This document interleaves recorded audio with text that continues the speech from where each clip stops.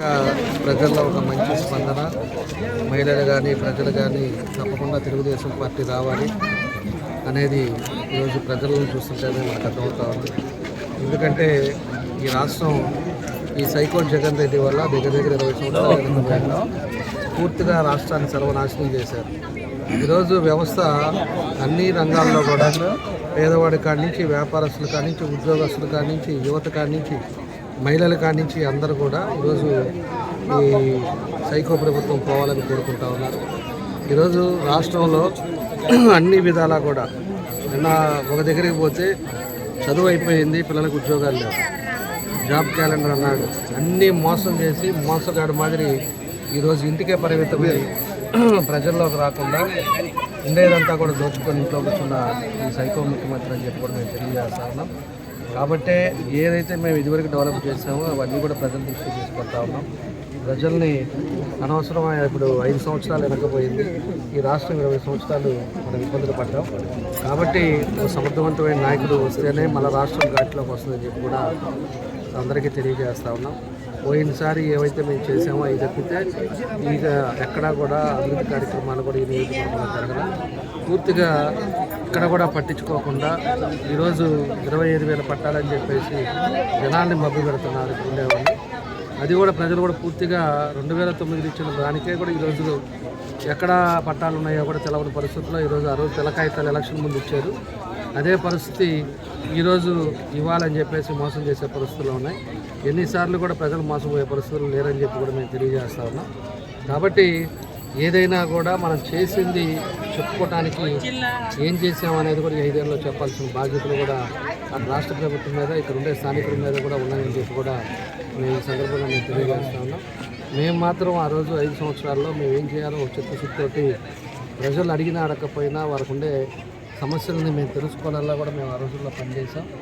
అవే తెలియపరుస్తున్నాం. దాన్ని ప్రతి ఇంట్లో వాళ్ళకు కూడా మనం చేసిన అభివృద్ధి కార్యక్రమాలు కూడా మళ్ళీ గుర్తు చేస్తా ఈరోజు మనం ఇంటికి గడప కూడా మనం తిరుగుతూ ఉన్నామని చెప్పి కూడా మేము తెలియజేస్తూ ఉన్నాం. కాబట్టి ప్రజలు అర్థం చేసుకోవాలి. ప్రజలు కూడా ఇలాంటి సైకో ముఖ్యమంత్రి కావాలా, ఒక సమర్థవంతమైన నాయకుడు కావాలా అనేది కూడా ప్రజలు ఆలోచించుకోవాలని చెప్పేసి కూడా మేము తెలియజేస్తా ఉన్నాం.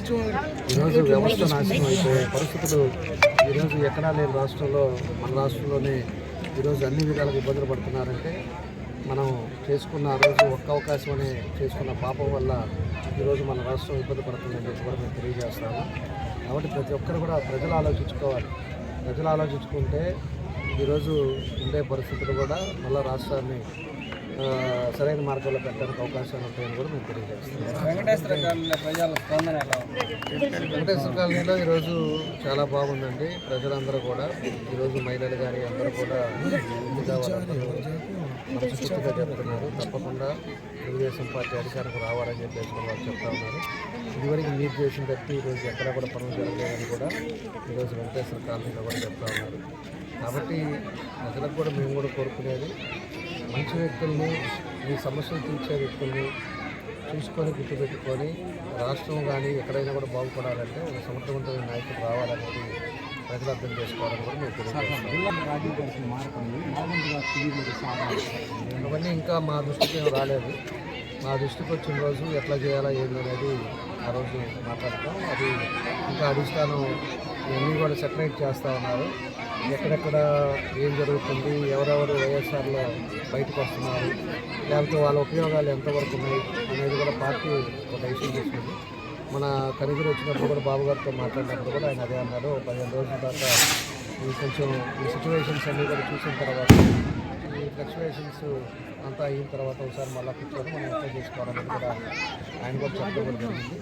కాబట్టి ఇప్పుడు ఉండే పరిస్థితుల్లో ఎలా ఎవరు వస్తారా, ఎవరు జరుగుతుందా, ఒక పక్క కాంగ్రెస్ కూడా ఒకటి షర్మిల గారు తిరుగుతూ ఉన్నారు.